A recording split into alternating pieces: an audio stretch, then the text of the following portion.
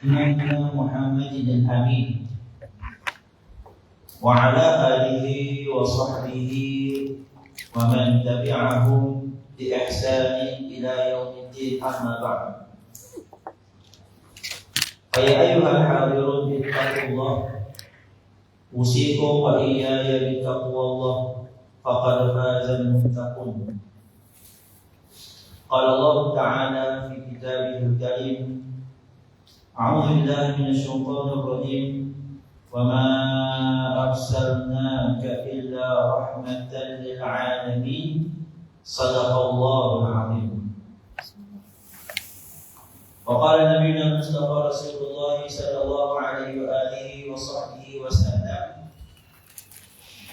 من دل على خير فله مثل أجر فاعله أو كما قال صلى الله عليه وآله وصحبه wasallam. Alhamdulillah, pertamanya adalah sama-sama kita mengucapkan kesyukuran kehadirat Allah Subhanahu wa taala kerana dengan limpah kurnianya, dengan nikmat iman dan Islam, nikmat akal yang diberikan oleh Allah Subhanahu wa taala, dapat sama-sama kita berkumpul pada pagi ini untuk menyambung perbincangan kita, yaitu daripada tafsir dan tadabbur suratul Kahfi. Kita mengharapkan mudah-mudahan pertemuan pada pagi ini akan diberkati dan dirahmati oleh Allah Subhanahu wa taala insyaallah. Nawaitu ta'allum wa ta'lim wa tadhakkura wa tadhkir wa naf'a wa intifa' wa ifad wa istifadah wa al-hass 'ala at-tamassuki bi kitabillahi wa sunnati nabiyhi والدعاء إلى الهدى ودلالتها على الخير ابتغاء وجه الله ومرضاته وقربه وثوابه آمين اللهم آمين. Tuan-tuan, kita baru sahaja hari ini 2 bulan lepas, iaitu perbincangan kita berkaitan dengan kelebihan dan keutamaan suratul Kahfi. Kelebihan dan keutamaan surah Al-Kahfi. Dan insyaAllah hari ini baru kita akan masuk pada ayat yang pertama dari surah ini. InsyaAllah hari ini kita mungkin akan baca dalam 3 ayat. 3 ayat yang pertama dari surah Al-Kahfi. Tuan-tuan, insyaAllah saya baca, kita ikut amal. A'udzu billahi minasyaitonir rajim. Bismillahirrahmanirrahim. الحمد لله الذي أنزل على عبده الكتاب ولم يجعل له عوجا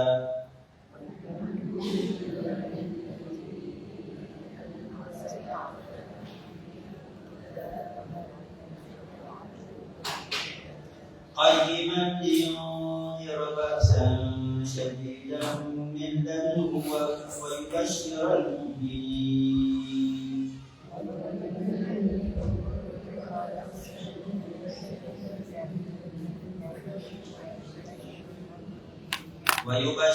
المؤمنين الذين يعملون الصالحات أن لهم أجرا حسنا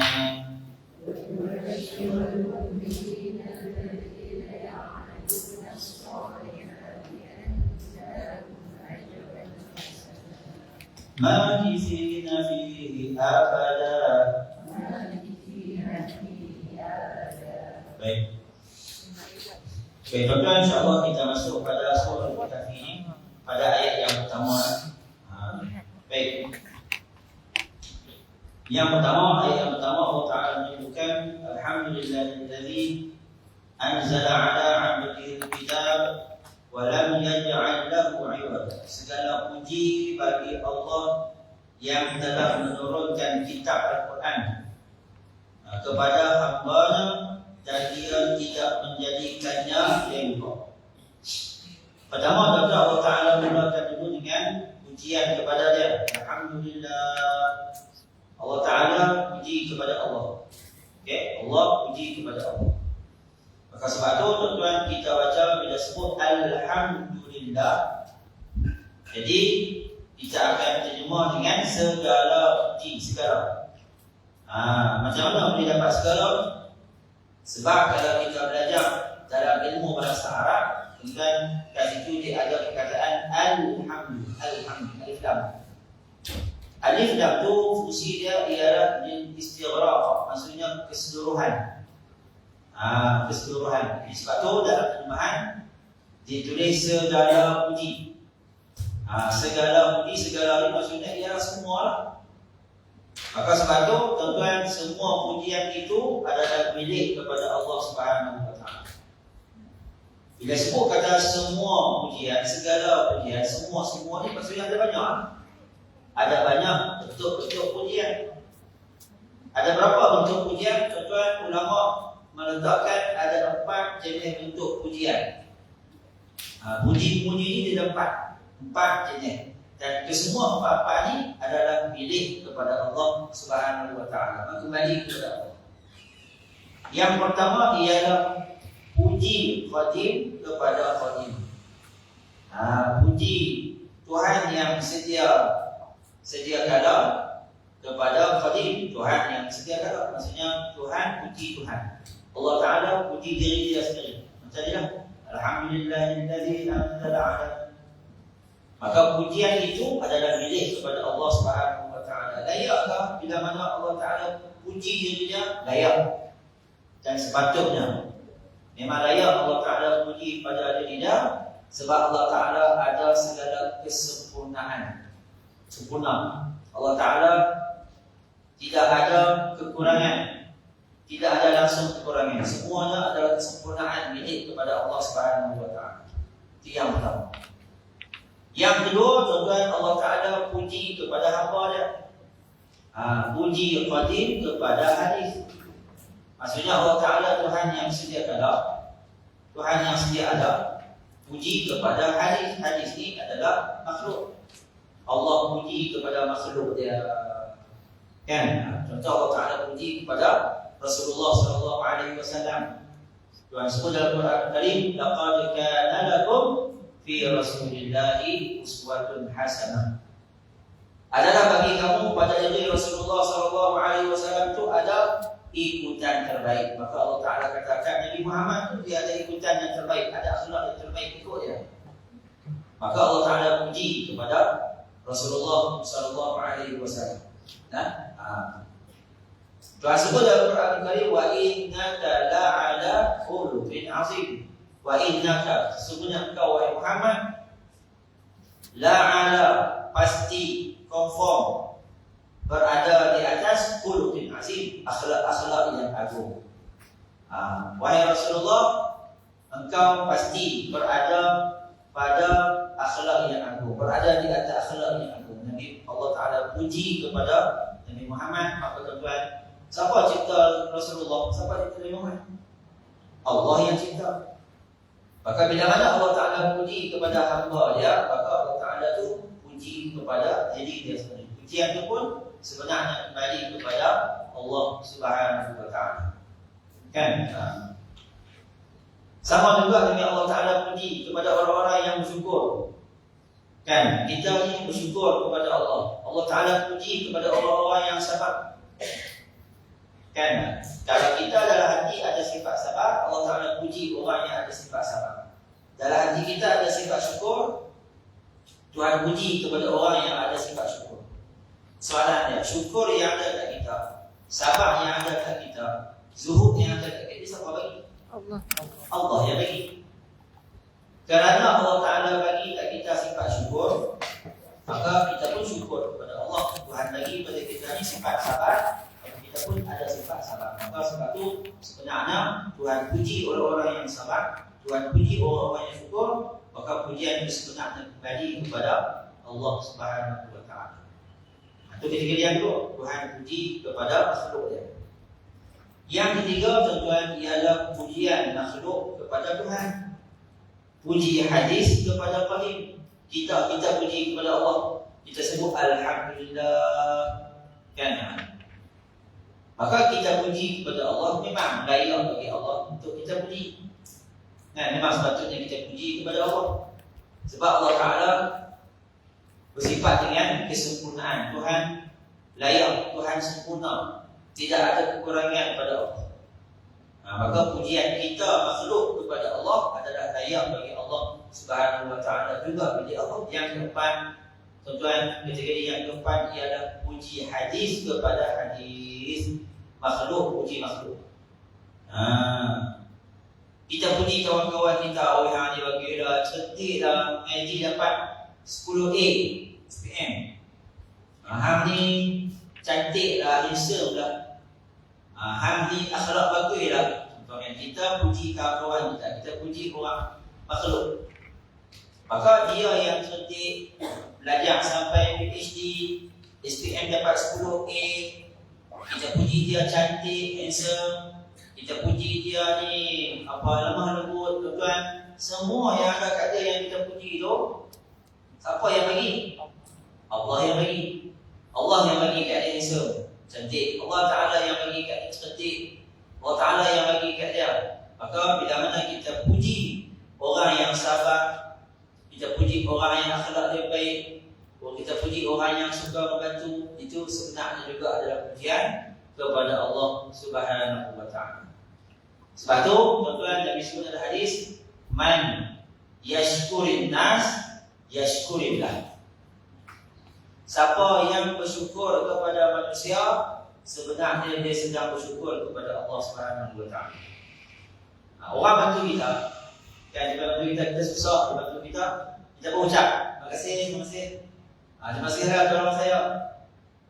Kan? Maka Nabi kata, siapa yang suka ucap terima kasih ke orang, sebab orang membantu dia, orang tu tolong dia, suka ucap terima kasih, maka Nabi kata sebenarnya dia sedang berterima kasih kepada Allah Subhanahu wa taala. Dia sedang syukur kepada Allah. Pasal apa? Sebab kita ketika susah, tiba-tiba ada orang yang tolong kita. Kita duit tak nak beli makanan, tiba-tiba ada orang yang hantar beras. Tiba-tiba ada orang yang hantar makanan pada kita. Kan? Kita berucap, pasal macam tahu ya, aku ni duit tak cukup. Aku ni hujung bulan ni duit tak pun ada, kan, macam tahu ya. Kan? Terima kasih lah tolong aku. Kita puji dia. Tapi hakikat sebenarnya Allah Ta'ala yang gerakkan hati dia untuk menolong kita. Kan betul? Maka dia pun tuan-tuan tolong kita, dia bantu kita. Tuhan gerakkan hati dia untuk tolong kita, bantu kita. Maka kita ucap terima kasih kepada makhluk, sebenarnya ialah kita sedang mengucap terima kasih kepada Allah. Terima kasih Allah, kau tolong aku, kau bantu aku melalui dia ni. Sebab tu Nabi kata, kita sesama manusia kena selalu ucap terima kasih. Terima kasih, terima kasih. Kan? Jadi, man yashkurin nas yashkurillah. Siapa yang bersyukur ataupun siapa yang mengucap terima kasih kepada manusia, sebenarnya dia sedang mengucap terima kasih kepada Allah Subhanahu wa taala. Jadi akhlak kita kena jaga. Maka sebab tu pujian ini dia tempat. Maka kesemua empat pujian ini sebenarnya adalah kembali kepada Allah Subhanahu wa taala. Maka sebab itulah kita baca disebutkan segala puji, semua pujian, segala puji adalah milik Allah Subhanahu wa taala. Itu yang pertama. Yang kedua tuan-tuan, di sini Allah Taala puji kepada diri dia sendiri adalah kerana dia telah menurunkan kitab, yakni Al-Quran. Jadi tuan-tuan, ini adalah merupakan perkara yang sangat penting. Bila mana Allah Ta'ala jadikan kita ni manusia hidup di atas muka bumi, dan ciptakan Nabi Adam, Allah Ta'ala ambil tanah daripada bumi, kemudian diciptakan Nabi Adam AS dalam syurga. Kemudian tuan-tuan, Allah Ta'ala takdirkan Nabi Adam AS diturunkan ke bumi, diturunkan ke dunia, di bumi kita, kan? Maka bila mana diturunkan ke bumi, kerana badan kita, tuan-tuan, badan kita ni, kulit, tangan, kaki, semua ni adalah dicipta daripada tanah. Maka sesuai kita untuk kita hidup di atas tanah. Maka kita pun duduk atas tanah. Maka kerana kita diciptakan daripada tanah, Maka segala apa yang kita perlukan pun adalah bersumberkan daripada tanah. Kan? Tuhan ciptakan kita ni makan. Kita makan beras, makan nasi daripada beras daripada pokok padi daripada tanah. Itu asal kejadian. Ustaz, kita makan ayam lah Ustaz. Kita makan daging. Walaupun kita makan ayam, walaupun kita makan daging, kita makan lembu kan, daging lembu, makan rumput daripada tanah. Kita makan ayam makan padi, makan beras, makan dedak daripada tumbuhan daripada tanah. Maka tuan-tuan, kalau kita kaji semua benda yang kita dapat kita ni, semuanya datang daripada tanah. Sebab ibadat kita berbuat daripada tanah, tanah liat, tanah kerah. Jadi Tuhan ciptakan kita daripada tanah, lalu Allah Ta'ala turunkan Nabi Adam ke bumi, maka hiduplah kita tuan berada di atas muka bumi. Kan? Lalu Allah Ta'ala tak biar saja tuan kita tu atas muka bumi ni, melainkan Allah Ta'ala bagi kita ni panduan etika. Kamu duduk kat dunia ni, ini etika dia, ini buku panduan dia. Kalau tidak ada buku panduan ni, maka menyebabkan tuan-tuan kita akan sesat. Kalau tak ada buku panduan ni, akan menyebabkan kita ni jadi sesat hidup kat dunia ni. Hidup kita gelong, hidup tak betul. Lalu Allah Ta'ala nak bagi kita tak sesat, Tuhan sayang pada kita, lalu diturunkan pada kita kitab kita. Diturunkan pada kita ni kitab Zabur, Taurat, Injil, Al-Quran.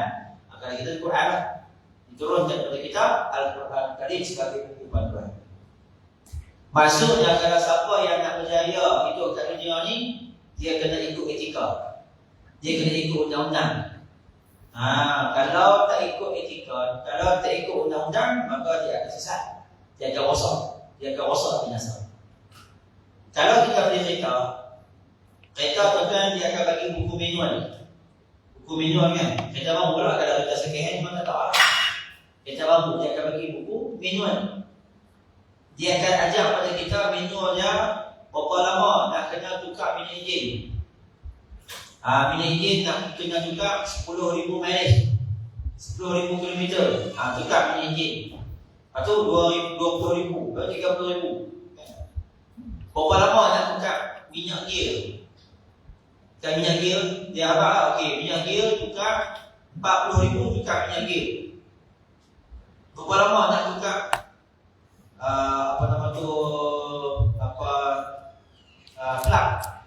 plug ni kan? Plug. Berapa lama nak tukar plug tu? Nak tukar plug ni jadi 40,000 perjalanan, maka tukar plug api. Berapa lama nak tukar tayar? Jarak kita panduan. Kan? Jadi tuan-tuan, kita pun ikut panduan. Siapa yang ikut buku panduan tu, maka kereta dia akan kekal lama boleh pakai. Cuba kalau tak ikut buku panduan, tukar minyak hitam jangan 10,000, lepas 50,000 baru tukar. Kan dah rosak enjin, kan? Rosak enjin, tukar enjin terus. Ada orang tuan beli kereta baru, tapi dia tak pernah tukar minyak hitam. Lepas dalam 40,000, 50,000 dia bawa berat. Siapa berat ni? Orang jadi dah rupanya tak pernah tukar minyak hitam. Dari bila baru beli kereta baru, habis rosak enjin, tukar baru ni kereta baru. Kiamat tak pernah tukar minyak hitam. Bila buka enjin dalam tu, minyak dia jadi kerah. Minyak hitam dia jadi kerah. Ada orang tu, lelaki bukan perempuan. Kalau perempuan, kita tak heran orang lelaki. Orang lelaki harus apa? Itu dia lah, pakai kereta dia tak tahu. Dan nak bagi kita kata, kena ada buku panduan. Dalam buku panduan tu dia kata, kereta kita ni kena buat minyak petrol. Kita pergi buat minyak diesel. Apa ni? Rosak enjin tu. Kan? Dalam buku panduan dia kata kita ni buat minyak diesel, kita buat minyak petrol pasal murah sikit. Diesel mahal. Murah punya pasal dah kali tukar enjin tu, rosak enjin. Kan? Kita buat minyak diesel dalam tu tak boleh. Dia ada panduan. Maka macam itulah juga dengan kita hidup kat dunia ni. Maka ada panduan dia. Panduan itulah Al-Quran Karim, tanda Allah sayang kepada kita. Tuhan sayang kepada kita, dia bagi buku panduan. Nah, ni aku bagi buku panduan ke hang. Ikut nyanyi, ikut manual ni, insya-Allah berjaya dunia akhirat. Dunia hidup bahagia, akhirat hidup bahagia. Tuhan bagi kepada kita. Itu tanda sayang Allah Ta'ala kepada kita. Maka sebab tu tuan-tuan, buku manual ni kita kena baca. Baca saya tak faham dah tak faham. Mainlah magic. Bila kita main magic, ketika tu dah tuan-tuan kita akan faham. Ustaz akan sebut satu-satu manual dalam buku ni. Nak sebut semua banyak. Sikit-sikit lah. Kita main magic, Ustaz tekuk. Kita main magic, Ustaz syarah. Ustaz beritahu, macam ni. Maka tuan-tuan sebab tu, buku panduan ni kita kena baca. Tebal dia tuan-tuan ada 6,326 ayat. 36326. Ada ulama yang sebut kata nak mudah ingat 6666. 6,000 lebih ayat dalam buku. Kita nak kena baca semua dan tuan-tuan tak kena faham. Tapi nak kena faham semua, dia tolak. Sebab bahasa dia mendalam. Jadi pelan-pelan tuan kita main tafsir, dan kita tadabbur makna-makna daripada ayat Quran tersebut, daripada manual yang Tuhan bagi kepada kita. Kan? Okey. Maka sebab tu tuan-tuan, bila mana Allah Ta'ala turunkan kepada kita di buku manual Al-Quran, lalu hendaklah kita syukur kepada Allah Ta'ala dengan mengucapkan Alhamdulillah, ya Allah, Alhamdulillah Kau bagi kepada kami buku manual. Tetapi tuan-tuan, Quran saja tak cukup. Sebab dia kena ada syarah pada Quran. Kena ada yang mensyarahkan Al-Quran. Kena ada yang, sebab Quran ni dia main macam ni. Dia main dalam bentuk tulisan. Macam mana kita nak tahu sabar? Dalam hadis Tuhan sebut orang yang sabar ganjarannya syurga. Innama yuwaffas sabiruna ajrahum bighairi hisab. Orang-orang yang sabar itu ganjarannya adalah tanpa hisab syurga. Soalannya sabar ni macam mana? Macam mana sabar? Sabar ni bukan tulisan. Maka tuan-tuan nak tengok sabar itu, maka Allah Ta'ala bagi kepada kita Rasulullah Nabi Muhammad sallallahu alaihi wasallam. Maka Nabi Muhammad orang yang sabar. Sabar macam mana? Para sahabat tengok Nabi dimaki, Nabi sabar. Nabi dihardik, Nabi sabar. Nabi dicerca, Nabi sabar. Nabi diberi ujian, Nabi sakit, Nabi sabar. Nabi kena sihir, Nabi sabar. Maka sabar pun ni sabar. Inilah sabar yang sebenar. Itu sabar tengok macam mana Rasulullah sallallahu alaihi wasallam yang diuji. Ada sabar. Dalam Quran Allah Ta'ala sebut kata syukur. Kan syukur. Tuhan puji kepada orang-orang yang syukur. Syukur ni macam mana? Syukur ni macam mana? Maka syukur itu tuan-tuan disyarahkan oleh Rasulullah. Nabi itu syukur. Bila sahabat tengok Nabi syukur kepada Allah Subhanahu Wa Taala. Syukur macam mana? Nabi ketika mana sembahyang sampai buka kaki. Sampai buka kaki. Orang tanya kepada Nabi, ya Rasulullah, bukankah engkau telah pun diberikan keampunan yang dulu dan yang akan datang, maksudnya tak dosa, confirm dah syurga. Kenapa kau buat ibadat punya banyak semayang sampai buka kaki? Lepas semayang, ibadat subuh sampai buka kaki. Kenapa? Bukankah engkau dah Tuhan berikan keampunan, dah confirm dah syurga? Maka jawab Nabi, afala akunu abdan syakura. Kata Rasulullah, kerana Tuhan bagi ke aku ni, bagi apa? Bagi maksud, diampunkan dosa, Tuhan bagi ke aku nikmat. Maka hendaklah aku bertambah ibadat dengan syukur kepada Allah Subhanahu Wa Taala. Maka Nabi pun buat ibadat banyak sebab syukur kepada Tuhan ni. Allah bila bagi, maka kita kena balas dengan cara syukur. Kan syukur dengan cara menambahkan ibadat kepada Allah Subhanahu Wa Taala. Maka itulah syukur. Maksudnya syukur ni tuan-tuan adalah kita semakin dekat dengan Allah, kita bertambah ibadat kepada Allah Subhanahu Wa Taala. Itulah syukur. Oh, macam nanti syukur yang senang. Maka syukur bukan tulisan. Jadi tuan Allah Ta'ala bagi Rasulullah SAW kepada kita, maka dua yang besar nikmat. Pertama ialah Al-Quran, yang kedua ialah Rasulullah SAW.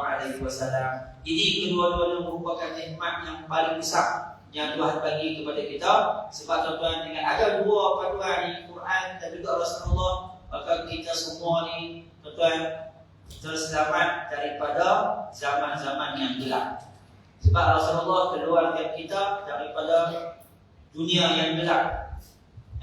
Yukhrijuhum minadh-dhulumati ila nur. Rasulullah itu membawa kita keluar daripada gelap kepada cahaya. Maka sebab itu tuan-tuan, gelap ni bukan gelap malam. Gelap ni bukan gelap yang pula. Gelap ni maksudnya ialah sesat. Kita sesat, kita tak tahu mana satu yang betul, mana satu salah, mana satu yang benar, mana satu yang palsu. Kita tak kenal. Sesat kan? Macam gelap. Bila gelap, depan kita nampak apa? Betul gelap. Hitam. Belakang hitam. Kanan hitam. Kiri hitam, hitam semua hitam. Kan semua nampak apa? Depan kita ni ada tiang nampak apa? Nampak hitam. Belakang kita ni ada gaung nampak apa? Hitam. Kanan kita ni ada apa nama jalan raya, nampak hitam. Kiri kita ni ada pokok pun nampak hitam. Tak ada beza. Kan? Tak ada beza. Maka keliling kita hitam, tak ada beza. Maka macam itulah perumpamaan zaman gelap, perumpamaan zaman sesat. Zaman di mana tuan-tuan kita tak ada beza mana satu yang betul, mana satu yang salah. Maka itulah merupakan zaman yang kita berada pada hari ini. Hari ini zaman gelap. Benda yang betul dengan benda yang salah, dua-dua nampak macam sama. Kan? Kan hari ni kan orang pakai AI. Kan? Orang buat video pakai AI, nampak macam betul ni. Padahal kan, tak betul. Kan betul? Zaman AI hari ni buat video, dah bergerak sepinci macam betul, tapi rupa tak betul. Rupanya palsu. Beberapa yang tahu orang dalam hari ini dalam akaun media sosial, dia guna fake account ni. Dia guna nama palsu, bukan nama yang betul pun. Maka dia pun maki hamun. Dia pun kutuk lapor kepada orang lain. Tidak ada raya. Lagi dah ada pada fake account. Banyak cerita tak betul daripada yang betul. Sama lah zaman kita yang ada pada hari ni. Jangan kan dalam Facebook, kita buka dalam berita pada hari ni, banyak yang tak betul daripada yang betul.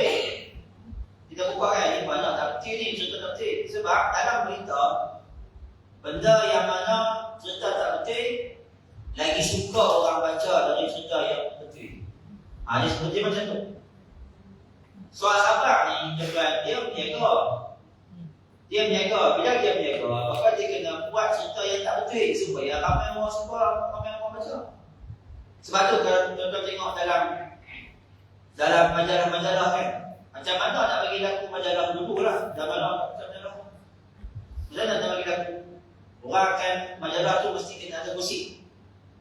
Kan, gosip artis contoh kan. Gosip ni maksudnya apa? Gosip ni maksudnya fitnah cerita tak betul. Gosip artis. Artis ni suka kat artis ni accident. Artis ni dia kita push. Baca lah benda ni. Padahal tak betul. Dia tu memang dia reka pasal apa? Untuk bagi orang ramai beli, maka untunglah syarikat tu. Banyak cerita tak betul daripada cerita yang betul. Dalam surat khabar, dalam Facebook, dalam internet, dalam semua yang okay, maka kita baca tak ada beza mana betul mana salah.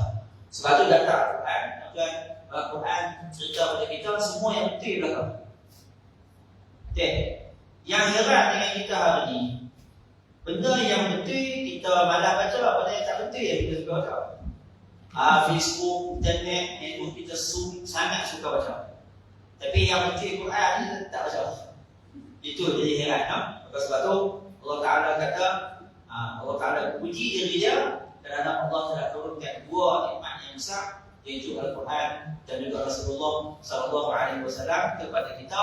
Sebab itu tuan-tuan, kita tak lupa mengaji, tapi kita belajar dengan guru yang belajar dengan guru belajar dengan guru, dan sampailah kepada tabi'in. Tabi'in belajar dengan sahabat belajar dengan Rasulullah belajar dengan Jibril ambil ilmu dari Allah. Maka terus sampai kepada Allah Subhanahu wa Ta'ala. Maka sebab itu dua nikmat yang besar, iaitu Al-Quran dan juga Rasulullah SAW. Dan Allah Ta'ala sebut kata Al-Quran itu sifatnya ialah lam yaj'al lahu 'iwaja, dan dia tidak menjadikannya bengkok. Quran ni semua betul, tak ada yang tak betul, semua ada betul dah. Maka sebab tu lah tuan-tuan, marilah sama-sama kita banyakkan baca Quran yang betul itu daripada kita banyak baca internet, banyak kita baca media sosial, banyak kita baca Facebook, dan juga lain-lain yang mana yang tu banyak tak betul dari yang betul. Bacalah yang betul. Betul ni ialah Al-Quran. Maka ni adik-adik semua, untunglah kamu pasal apa? Pasal kamu hafal Quran. Kan? Tapi hafal Quran, adakah Quran itu cukup? Tak cukup. Tak cukup hanya hafal Quran. Jadi kena letakkan satu target. Quran ni saya nak hafal. Lepas saya hafal Quran, letak target nak belajar bahasa Arab. Ni ada nak belajar bahasa Arab. Lepas belajar bahasa Arab, saya nak belajar ilmu tafakuh pula, ilmu agama. Pasal bila mana kita hafal Quran, tapi kalau kita tak faham makna Quran kita tak faham makna, macam dia tak jadi. Dia macam contoh buat kita, kan? Lepas tu dia ada signboard. Signboard tu dia tulis bentuk N, signboard tu N, kan? Lepas tu dia ada anak-anak bawah lah, tulis di bawah. Jadi kalau orang yang tak kerti baca, kita dia baca signboard, dia kata N ni, dia suruh N. Dia tak tahu baca. Signboard ada, tapi tak kerti baca. Kalau orang yang kerti baca, tu kan simbol bentuk N, tanda nak kata di bawah, tak tahu. Boleh kita. Kita faham pasal apa? Pasal begini. Jadi bila ada signboard, jadi kita pun faham, oh sini boleh U-turn. Tapi kalau kawan dia tak, signboard tu ada, tapi dia tak kerti baca, maka dia pun tak faham. Kan, ini contoh, nak bagi kita contoh. Signboard tu dia tulis contoh macam ni, T. Depan dia merah. T. Atas dia merah. Dia kata apa? Dia kata T ni apa? T ni mungkin tangga kot. Kalau tak faham macam. Dia kata T ni mungkin terus kot. Jalan terus. Jalan terus tuan-tuan. Alamat dia apa? Masuk go. Alamat T tu apa? T macam tadi go ada merah tak? Macam apa? Jalan mati. Depan tu ada go. Jangan kopi jalan depan tu ada go. Tapi kalau dia tak boleh baca, dia baca huruf T. T terus. Luncur. Jalan-jalan gong. Nanti kalau kita boleh ingat ada kereta gong 7 meter kedalaman gong tu. Tapi warga Cina, kawan Malaysia warga Cina, dia sewa kereta pergi apa, dia pakai dia apa? Map tu. Bawa pergi tu pun betul. Jika anda tak salah jalan itu tu, tapi dia tak boleh baca jalan, kita tak boleh baca apa signboard tu, jalan tu juga dia tu gong kan. Dia tu koyak kepala ada yang begini-begini tu anak tu dah.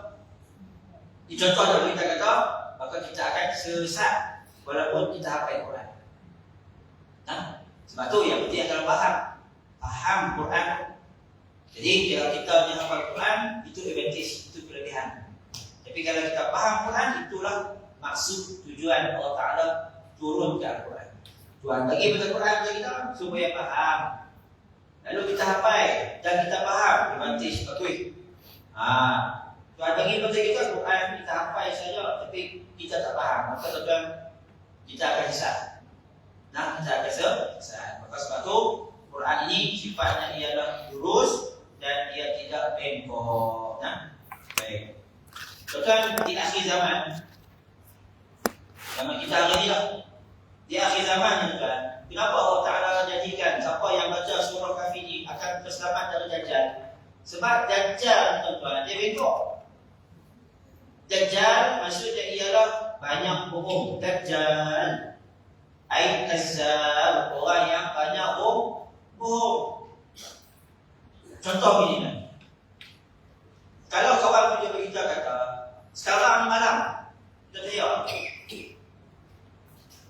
Tak tanya kan? Malam apa? Saya di siang ni cerah.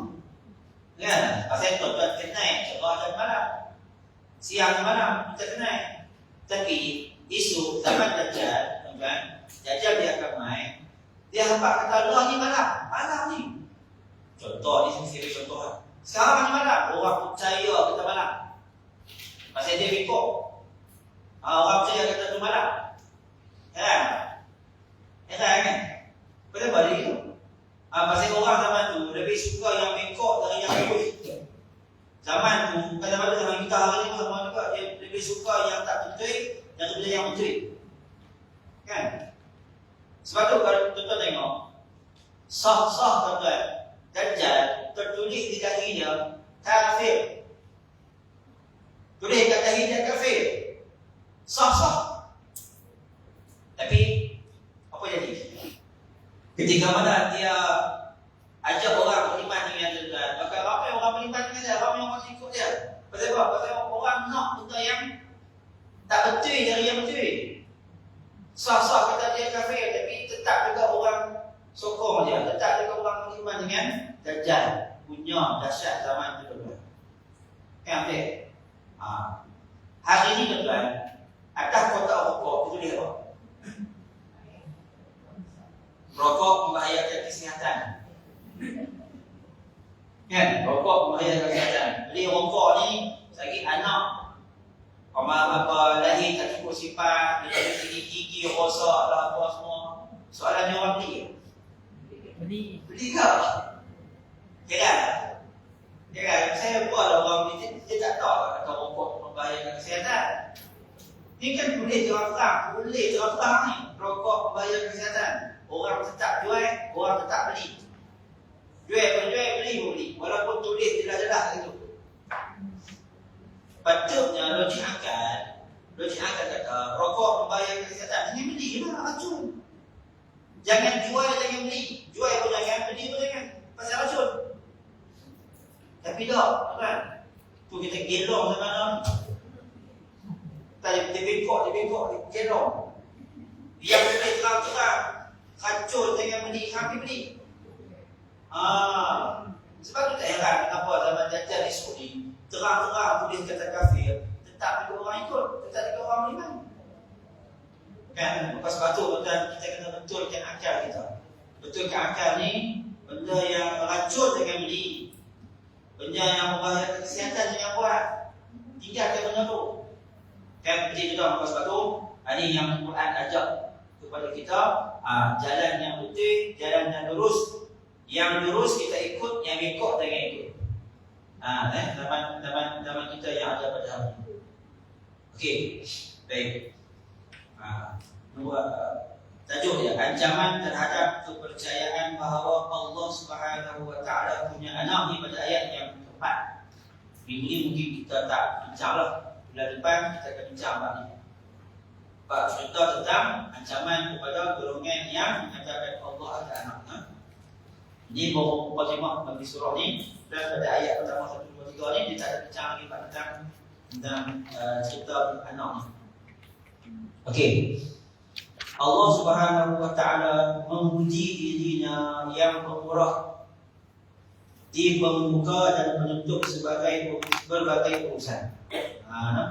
Dalam surah ni Allah Taala puji dirinya pada ayat yang pertama. Dan pada ayat terakhir pun Allah Ta'ala memuji diri dia. Okey. Di sini dia memuji dirinya atas Al-Quran yang diturunnya kepada hamba dan Rasulnya. Telah turun Al-Quran dan juga Rasul. Maka kedua-dua ini adalah merupakan nikmat yang sangat-sangat besar. Siapa yang ikut dua benda ni bagi elok, maka tuan-tuan dia akan bahagia dunia akhirat, dia akan berjaya dunia akhirat. Tapi kalau siapa yang meninggalkan salah satu, jangan yang dua-dua, salah satu dia tak ikut, salah satu dia tinggal, maka dia akan sesat. Maka kena ikut kedua-duanya sekali. Dalam hadis kata Rasulullah SAW, taraktu fiikum amrayn lan tadillu ma in tamassaktum bihima, kitab Allah wa sunnat Rasulih. Aku tinggalkan kepada kamu dua perkara. Jadi kalau kamu ikut, kamu tak akan sesat selama-lamanya. Takkan sesat. Yang pertama ialah kitab Allah, Al-Quran. Yang kedua ialah wa sunnat Rasulih, iaitu Rasulullah SAW. Quran nak kenal macam mana? Kita kena belajar, kena mengaji. Kita belajar kitab tafsir Al-Quran. Yang kedua, kata Rasulullah, Nabi nak kenal macam mana? Maka kita kena belajar tentang sirah Nabawiyah, sirah Nabi. Kena kenal Rasulullah SAW. Kita belajar hadis. Kita kena belajar Syama'il Muhammadiyah, mengaji cerita tentang Rasulullah, diri Rasulullah, ibadat Rasulullah, tidur Rasulullah, makan Rasulullah macam mana. Belajar tentang Nabi Muhammad dalam kitab Syama'il Muhammadiyah. Contoh sirah Nabawiyah, tentang perjalanan hidup Nabi, daripada mula lahir sampai Nabi wafat, macam mana perjalanan dia. Kita kenal Rasulullah SAW. Baik. Jadi tuan-tuan, itu adalah dua yang kita berpegang, hadis dan Al-Quran. Yang dikatakan kalau kamu pegang dua ni, kamu takkan sesat. Lan tadillu. Lan maksudnya ialah tidak akan. Tak akan maksudnya memang takkan sesat sampai bila-bila. Maka ni adalah merupakan panduan yang benar yang kita kena pegang pada hari ini. Baik. Rasulnya Muhammad SAW. Sebab ini adalah nikmat terbesar yang telah dianugerahkannya kepada penduduk bumi. Ini dua benda yang Tuhan bagi besar pada kita. Ketika dia membebaskan mereka dari kegelapan menuju cahaya, Allah Subhanahu Wa Taala keluarkan kita daripada kegelapan kepada cahaya. Rasulullah pun tuan-tuan ajak pada kita, Nabi selamatkan kita daripada kegelapan kepada cahaya. Dan tuan-tuan, bila mana kita tu kat dunia ni, kita buat ibadat adalah kerana kita nak kenal Allah Subhanahu Wa Taala, nak kenal Tuhan. Dia bagi ma'rifatullah, untuk kita kenal Allah Subhanahu Wa Taala. Kalau kita tak kenal Tuhan, nak buat ibadat macam mana? Kita sembahyang, kita puasa, kita zakat, tak kenal Tuhan macam mana ibadat? Tak kenal Tuhan kan? Jadi kita kenal Allah, lalu kita pun buat ibadat kepada Allah Subhanahu Wa Taala. Kan? Maka sebab tu tuan-tuan, hidup kita ni adalah sebenarnya untuk kita kenal kepada Allah Subhanahu Wa Taala. Okey. Nanti belakang kita akan cerita macam mana untuk kenal Tuhan. Macam mana kita untuk kenal Allah Subhanahu Wa Taala. Tuan-tuan, orang yang paling kenal Allah adalah Rasulullah SAW. Nabi Muhammad Islam yang paling kenal Allah. Maka sebab tu untuk kita nak kenal Allah, maka kita mesti kena ikut pintu Rasulullah SAW. Ikut pintu Nabi. Pintu yang lain tuan-tuan takkan dapat kenal Tuhan yang sebenar. Cara yang lain takkan dapat, melainkan dengan cara pintu Rasulullah sahaja, cara Nabi sahaja, yang kita dapat kenal Allah dengan sebenar-benar kenal. Saya bagi contoh ni. Kita tengoklah, di zaman Nabi ada sahabat tuan-tuan yang buat ibadat. Ibadat sungguh-sungguh. Dia buat ibadat, dia nama Abu Darda, Sayyidina Abu Darda. Isteri dia cerita, Dia ni puasa tiap-tiap hari. Tiap-tiap hari puasa. Logik akan kata, bagi tak puasa tiap hari? Bagi tak puasa tiap hari? Okey. Bini dia cerita, dekat Salman Al-Farisi, dia cerita, Abu Darda ni, dia ni tiap-tiap malam dia mulai tak tidur malam. Logik akan kata, bagi kan? Betul ya? Dia boleh tiap malam, tak ada tahu. Ya. Dia mulai tiap malam tak ada. Lepas tu tiap-tiap hari puasa. Bagi tak bagus. Kan? Tetapi ada masalahnya bila mana Ummu Darda isteri dia. Abu Darda isteri kepada Abu Darda cerita kat Salman Al-Farisi, kita wahai Salman, Abu Darda bagus. Dia ni semayang tiap malam. Dia yang mulai sampai tak lena malam. Dia ni puasa tiap hari. Salman tengok isteri kepada Abu Darda nampak pelik.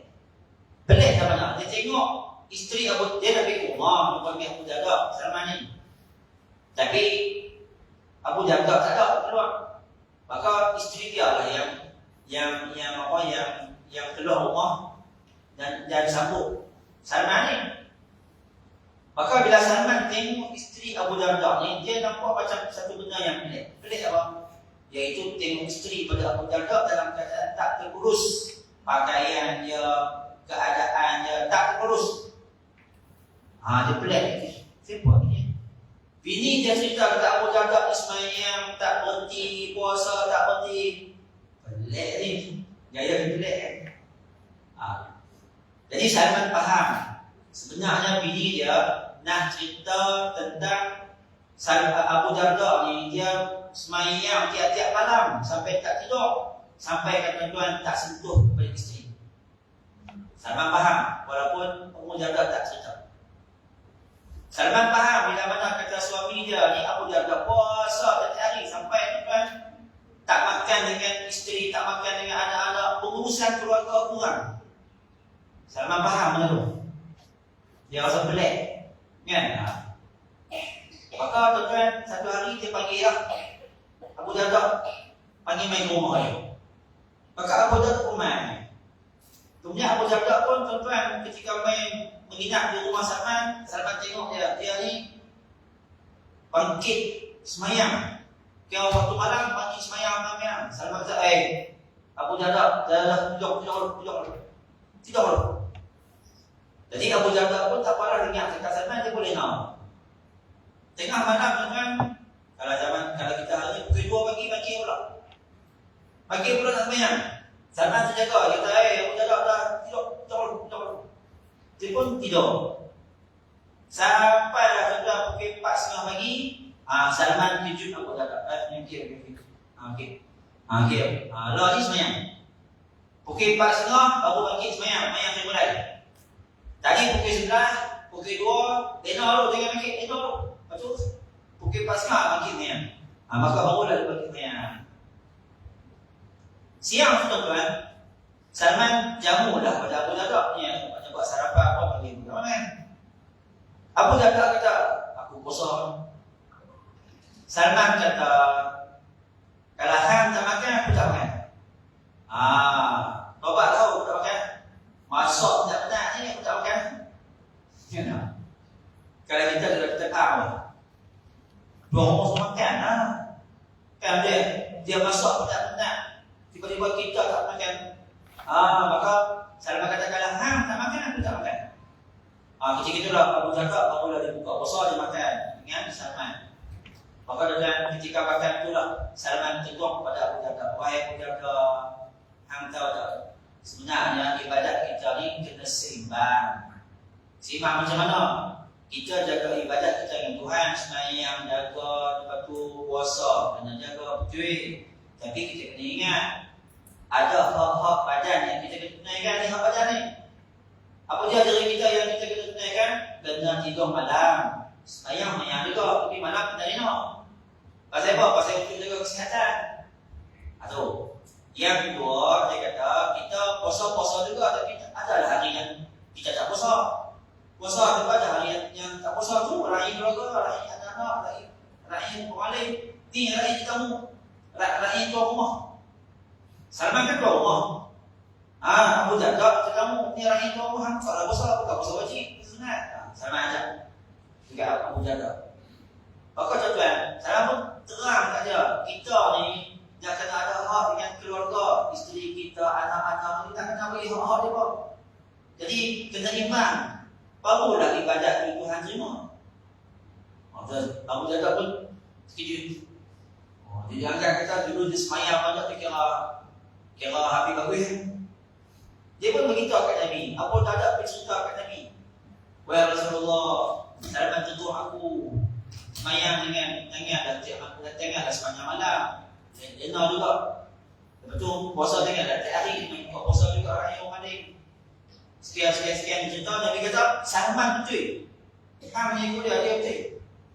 Tahu tak? Jadi maksudnya ibadat yang sebenar adalah bukan hanya semata-mata kita dengan Tuhan, tapi ibadat yang sebenar tuan adalah kita kena jaga orang sekeliling kita. Ibadat kita dengan Tuhan, semayang, puasa, semua lah. Tapi kita juga kena jaga dengan jiran kita. Ada hak yang kita kena tunaikan. Kita kena jaga dengan isteri. Kita kena jaga hak dengan badan. Jadi ini tuan-tuan dipanggil kesederhanaan dalam melakukan ibadat seimbang. Semua ada hak masing-masing yang kita kena tunaikan. Barulah ibadat kita tu diterima oleh Allah Subhanahu Wa Taala. Anda faham? Jadi dalam ini yang diajar oleh Rasulullah SAW, ikut cara Nabi, maka barulah kita akan kenal kepada Allah Subhanahu Wa Taala. Tuhan tak macam tu. Ibadat jangan sampai kita menafikan hak orang lain. Baik. Jadi tuan-tuan, ini yang penting untuk kita kenal Rasulullah SAW. Sambungan. Sungguh Allah Taala telah menjadikan kitab yang lurus, tidak ada kebengkokan dan tidak ada penyimpangan di dalamnya. Quran lurus, betul Quran. Tidak ada cerita yang bengkok pada Quran. Baik. Ayat yang kedua. Qayyiman liyunzira ba'san syadidan min ladunhu wa yubashshiral mu'minin. Wa yubashshiral mu'minin alladhina ya'maluna as-salihati anna lahum ajran hasana. Quran ni kan? Kita tengok Quran. Apa peranan Quran ni? Peranan Al-Quran ni kata Allah Ta'ala sebagai bimbingan yang lurus. Betul diajak kita benda yang lurus, untuk memperingatkan akan seksa yang sangat pedih. Dari sisi Quran tu dia bagi peringatan pada kita tentang seksaan Allah pada hari akhirat. Neraka dan azab dia. Dan memberikan kabar gembira kepada orang-orang mukmin yang mengerjakan kebajikan. Quran tu dia ada cerita tentang azab Allah dan neraka Allah. Quran juga ada cerita pada kita tentang syurga dan pahala. Dua-dua ada cerita. Okey. Tuan-tuan, sifat manusia ni, sifat kita manusia ni, dia akan kenal sesuatu perkara bila mana ada sesuatu yang kontra. Kontra. Barulah dia kenal. Satu perkara kontra ni maksudnya yang berlawanan. Maka otak kita akan jadi cerdik. Ini sifat manusia.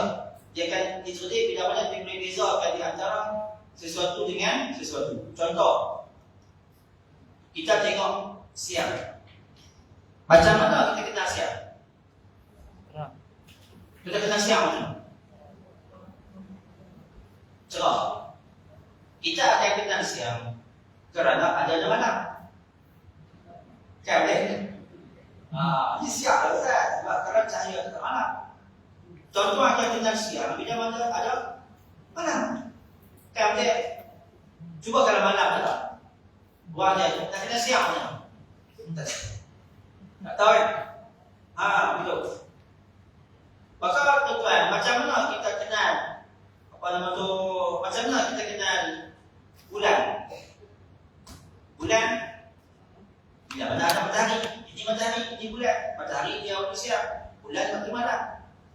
Maka ada bulan, maka ada bintang. Faham tak? Otak kita gitu. Ni otak kita gitu. Bila mana ada kontrol, maka dikenal. Kau tengok dalam filem. Dalam filem, macam mana tuan-tuan dah kenal kawan tu hero? Dia ni hero. Dalam filem ni dia hero. Kenal tak? Penjahat. Barulah dia boleh hero. Kan? Kalau dalam cerita tu tak ada orang jahat, boleh kenal hero? Tak ada kenal kan? Tak ada kenal ada pahlawan, tak ada kenal ada hero, pasal penjahat tak ada. Jadi siapa tak lawan? Orang baik nak lawan lah semua. Semua baik dalam cerita, semua baik dan cerita tu tak best. Kan betul? Cerita akan jadi best bila mana ada hero, ada orang jahat. Maka kita akan kenal tentang kawan tu hero bila mana kawan dia jahat. Dia jahat, maka ada hero. Maka hero ni sekarang kawan. Jahat ni jahat. Maka dia adalah hero. Pasal ada penjahat. Apa otak kita gitu. Kalau dalam cerita tu ada penjahat semua, tak ada hero. Best tak? Tak best. Semua jahat mereka. Semua jahat, tak ada hero. Tak best. Maka otak kita ni manusia ni dia begitu. Bila mana ada hero, maka ada penjahat. Maka barulah kita kenal sama hero sama jahat. Begitu.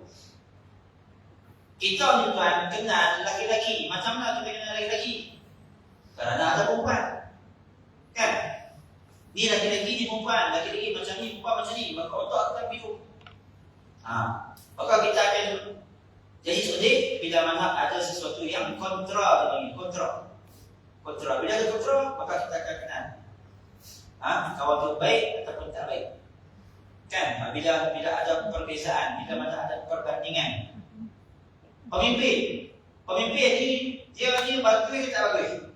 Kalau dia seorang yang pimpin, kita pun tak arti kata dia bagus pasal dia seorang kan. Tapi kalau dia zaman ada orang lain pula, kita boleh beza kan? Dia ni bagus, ni kurang bagus. Yang ni cerdik, ni kurang cerdik. Kita boleh beza sebab dia ada perbandingan. Maka otak kita macam tu. Maka begitulah juga tuan-tuan. Pada Al-Quran, Allah Ta'ala datangkan dua. Tuhan datangkan tentang azab neraka. Allah Ta'ala datangkan juga tentang nikmat syurga. Kita akan kenal nikmat bila mana Tuhan cerita tentang azab. Kita akan kenal azab bila Tuhan cerita tentang nikmat. Macam itu makhluk. Kita gitu. Ya tak? Maka kalau kita tengok kita macam tu kan, maka kita akan kenal Allah Subhanahu wa Ta'ala. Macam mana nak kenal Tuhan? Kita akan kenal Allah kerana Allah itu tidak ada sifat berpasang-pasangan. Makhluk dia ada pasang-pasang. Malam pasangan dia siang. Bulan pasangan dia matahari. Bumi pasangan dia bumi. Langit bumi. Kan? Laki-laki pasangan dia perempuan. Jantan pasangan dia betina. Sakit pasangan dia sihat. Hidup pasangan dia mati. Itu dah kenal awak. Itu maksudnya kan kita dah kenal arti kan. Dah kenal arti kehidupan kita. Dia berpasang pasangan. Sifat Tuhan satu ya. Dia tak ada pasang-pasang, satu ya. Tidak berpasang-pasangan. Allah Ta'ala itu hidup. Mati ya? Tuhan mati ya? Tuhan tak mati. Tuhan hidup tak mati.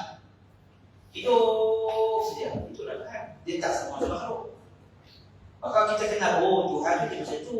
Dia tak sama dengan makhluk. Dia satu ya sifat dia. Hidup ya. Tuhan itu kaya. Ada miskin tak Tuhan?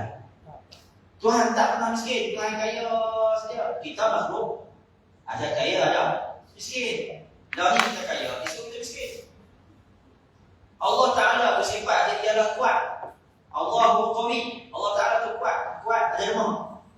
Tak ada. Tuhan tu kuat saja. Tak ada lemah. Itulah Tuhan. Beza dengan makhluk ni dia ada kuat, dia ada lemah. Kuat, lemah kita. Kenapa? Maka dengan situlah sebenarnya bila kita tengok pada diri kita, lalu kita kenal Allah Subhanahu wa Ta'ala. Dalam Al-Quran Karim wa fi anfusikum afala tubsirun. Dan pada diri kamu adakah kamu tak perhatikan? Dalam hadis kata Rasulullah, man arafa nafsah arafa rabbah. Siapa yang kenal diri dia, maka dia kenal Tuhan dia. Maka sebab tu tuan-tuan, tengok kat diri kita, tengok pada makhluk, lalu kita fikir tentang kebesaran Allah Subhanahu wa taala. Tuhan dia ada sifat satu je. Dia tak ada sifat dua. Dia tak ada sifat yang berpasang-pasangan. Makhluk dia ada berpasang-pasangan. Kaya, miskin, sihat, sakit, tua, muda. Lagi apa? Semua tu kan yang ada pada kita api Tuhan, kita ada begitu. Okey? Baik, maka sebab tu dalam Quran Allah Taala sebutkan, dalam Quran tu dia ada cerita tentang azab dan dia ada cerita tentang nikmat, supaya manusia bila baca dia boleh beza. Oh, ini nikmat, ini azab. Ini perkara ma'ruf, ini perkara munkar. Dia boleh beza antara benda. Kan? Baik. Kembali dalam perbincangan. Jadi dalam Allah Taala sebut dalam Quran tu dia ada tentang memperingatkan akan siksa yang sangat pedih dari sisinya, dari sisi Allah Subhanahu wa taala, dan memberikan kabar gembira kepada orang-orang mukmin yang mengerjakan kebajikan. Orang mukmin tadi ni kalau nak masuk syurga, apa yang dia kena buat? Di sini kata Allah Subhanahu wa taala, iaitu alladzina ya'maluna as-salihat. Untuk dapat nikmat syurga, maka dia kena beramal soleh. Ini penting kan? Kita kena beramal untuk dapat nikmat syurga Allah pada hari akhirat. Adakah boleh kita mendapat nikmat syurga nanti tanpa kita beramal? Maksudnya kurangan usaha tak? Adakah boleh? Tak boleh. Mana boleh? Kawan tu banyak je, nak anak 5 orang, tapi tak kahwin. Boleh? Mana boleh kan? Usaha dulu. Usaha kahwin. Bila usaha kahwin apa semua, maka dapatlah anak. Kan? Jadi maksud usaha tu kena ada. Bila usaha apa dia datang hasil tu. Kawan tu tuan-tuan dia tak makan. Tapi doanya nak kenyang. Tapi tak makan. Boleh kenyang tak? Tak boleh, kan? Itu kena usaha. Maka bila usaha, apa dah hasil? Dah makan, baru kenyang. Kawan tuan-tuan, dia banyak, dia nak kuih. Aku nak kuih.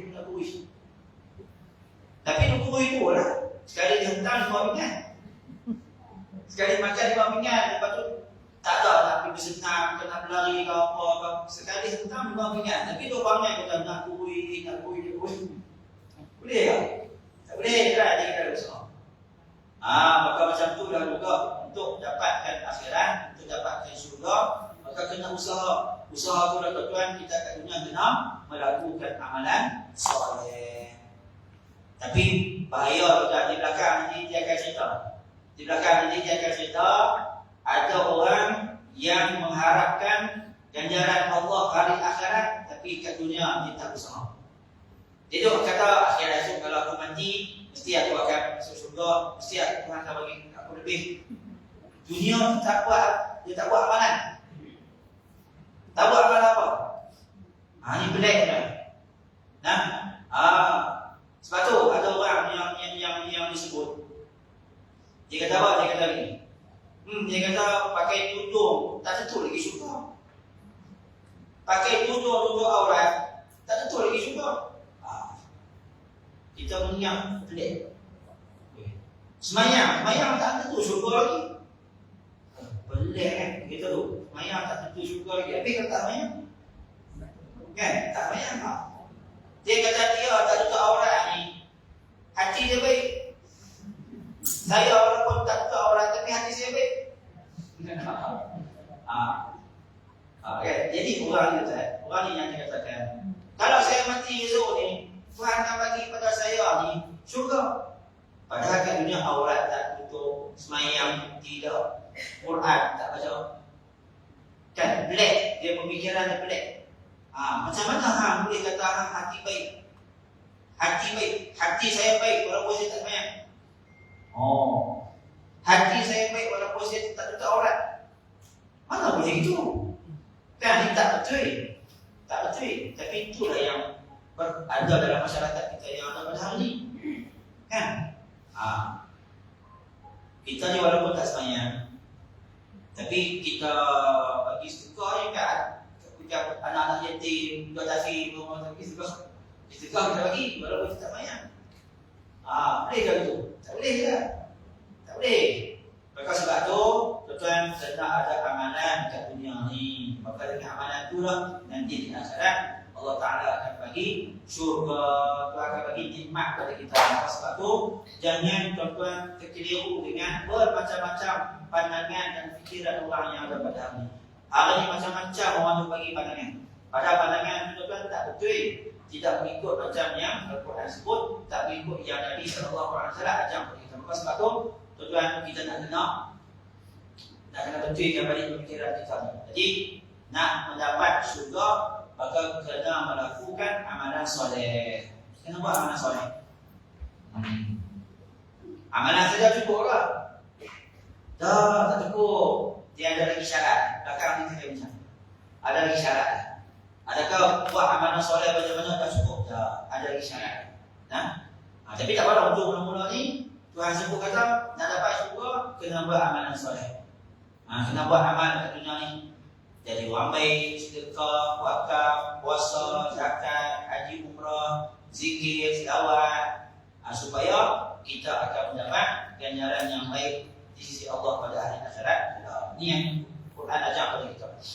Tafsir dia, sungguh Allah Ta'ala telah menjadikan kitabnya sebagai suatu yang lurus, qayyiman. Lurus. Tidak ada berlebih-lebihan di dalamnya berkenaan dengan taklif tugas-tugas agama. Tak ada dalam Quran ni Allah Ta'ala bagi kat kita benda yang kita tak mampu nak buat. Tak. Tuhan bagi kepada kita yang memang kita mampu buat sebenarnya. Dan tidak ada kelalaian di dalamnya dengan membiarkan apa yang dibutuhkan yang diperlukan. Apa sahaja yang manusia perlu hidup ke atas dunia ni, Tuhan sebut siap-siap dalam Al-Quran. Manusia perlu apa? Perlukan makan minum, Tuhan sebut dalam Al-Quran. Kulu minat tayyibati ma razaqnakum. Makanlah daripada perkara baik yang kami rezekikan kepada kamu. Makan, kita semua makan. Kan? Bukan tak bagi makan. Manusia perlukan kepada berkahwin. Tuhan sebut dalam fankihu ma taba lakum minan nisa'i masna wa thulatha wa ruba'. Kawinlah kamu, kata Allah. Maka kita pun perlukan kahwin, dan kita kahwin. Kan? Lagi manusia perlu apa? Manusia perlu bekerja. Tuhan sebut dalam Quran Al-Karim, fantashiru fil ard wabtaghu min fadlillah. Bertebaranlah kamu atas muka bumi, carilah apa yang Tuhan berikan kelebihan. Tuhan suruh kita bekerja. Kita bekerja, Tuhan suruh kita perlu bekerja, Tuhan suruh kita bekerja. Kan? Kalau segala yang kita perlukan atas muka bumi ini, Allah Ta'ala sebut dalam Al-Quran Al-Karim secara lengkap. Tak ada yang Tuhan tak sebut. Untuk memperingatkan orang-orang yang menyelisihinya, orang-orang yang tak percaya dengan Quran, dan mendustakannya serta tidak beriman kepadanya dengan siksaan yang disegerakan di dunia dan ditunda di akhirat dari sisi Allah Subhanahu wa Ta'ala. Siapa yang tak percaya dengan Quran, siapa yang tak ikut Al-Quran, maka dunia lagi dia kena azab. Dunia lagi dia akan mendapat kehinaan. Dunia lagi dia akan menerima padahal. Akhirat telah. Akhirat kekal. Kan? Dunia dah terima pada, akhirat dapat azab yang kekal.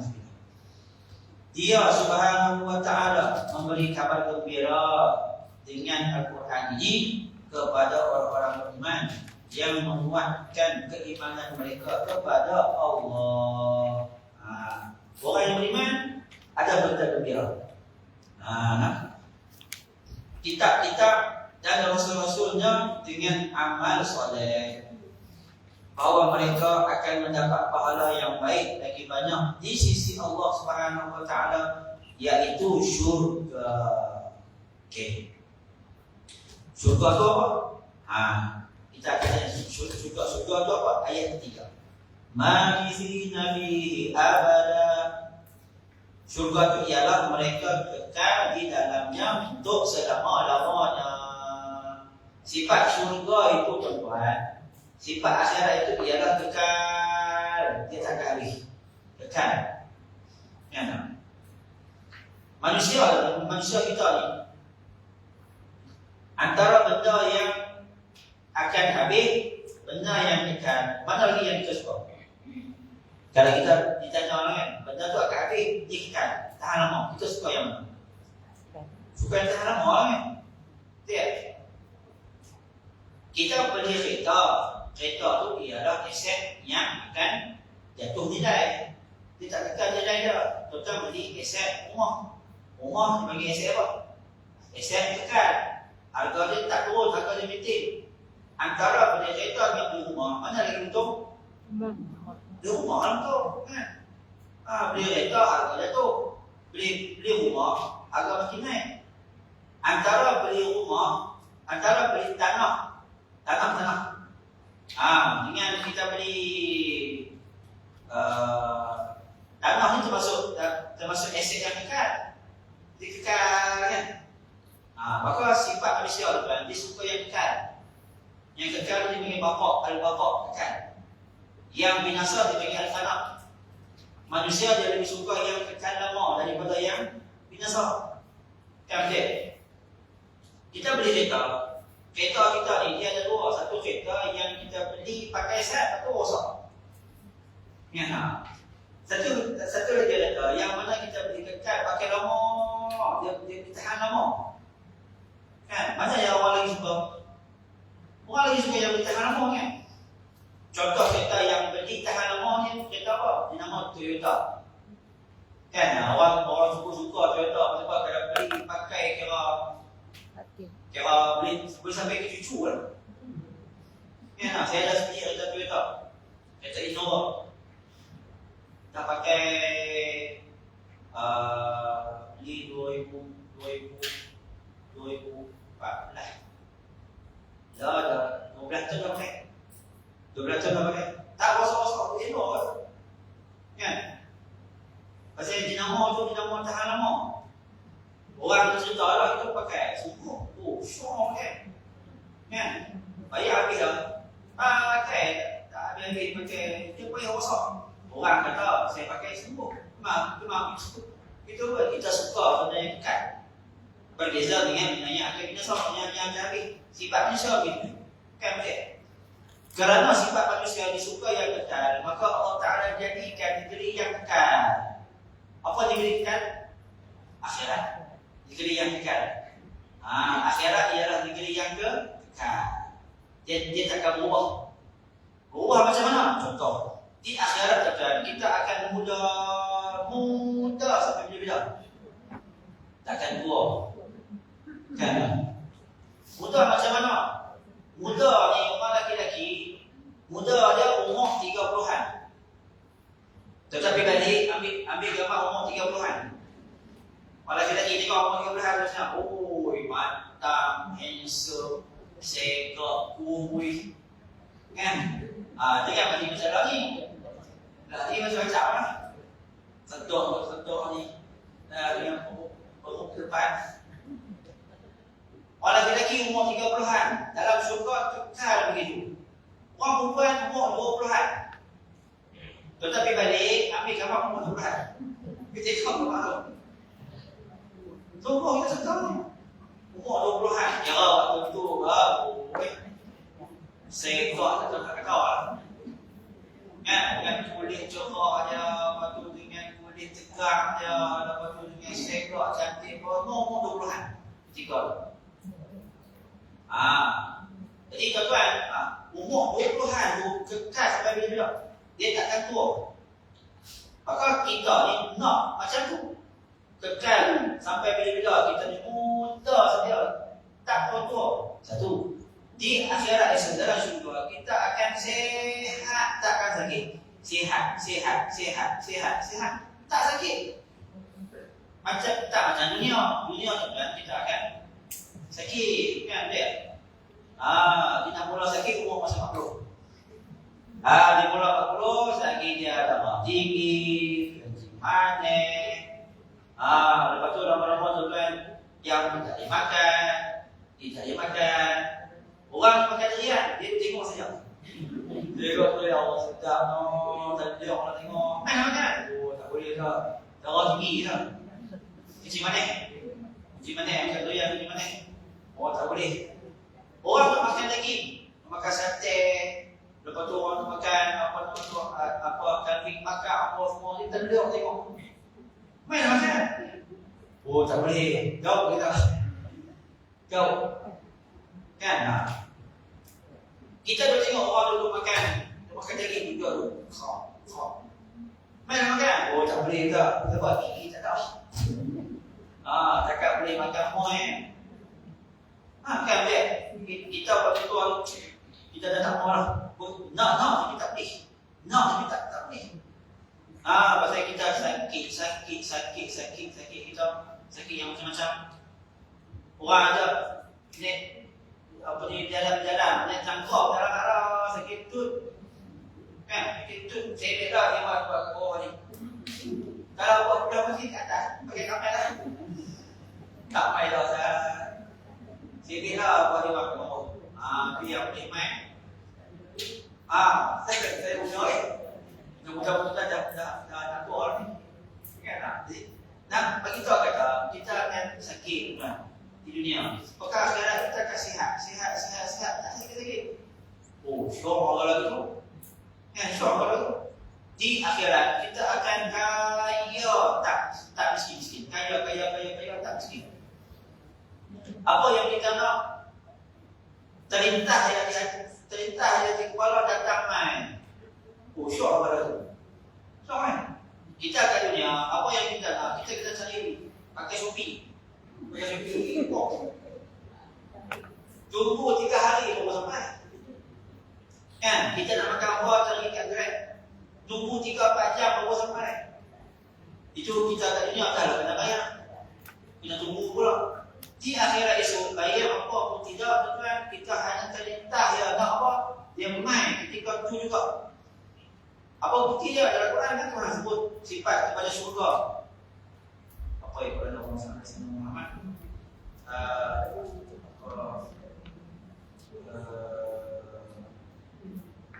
Wama tashtahi anfusakum wama tad'un fiha.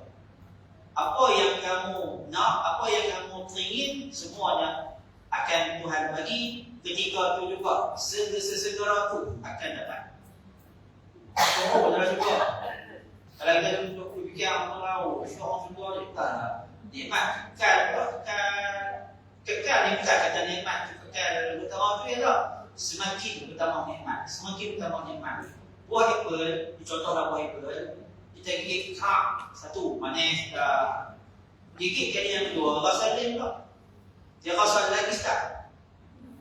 Gigit kali ketiga lagi start. Gigit keempat lagi start. Itu syurga tu kan, kekal abadi nikmat macam tu. Sama tak mau? Semua kita tahu kan. Tapi syarat untuk dapat syurga satu. Kerana kita cintakan syurga, kita cintakan perkara yang kekal abadi, maka tuan, satu yang syarat dia. Apa syarat dia? Iaitu kena mati.